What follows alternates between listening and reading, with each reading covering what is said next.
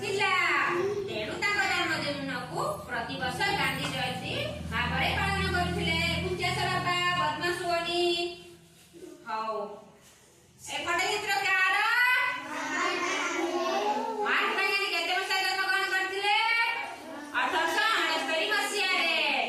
ତାଙ୍କର ଗାନ୍ଧୀ ଜୟନ୍ତୀକୁ ମାନେ ପ୍ରତିବର୍ଷ ଅକ୍ଟୋବର 2 ତାରିଖକୁ ତାଙ୍କର ଆମେ ଗାନ୍ଧୀ ଜୟନ୍ତୀ ରୂପେ କଣ କରନ୍ତି?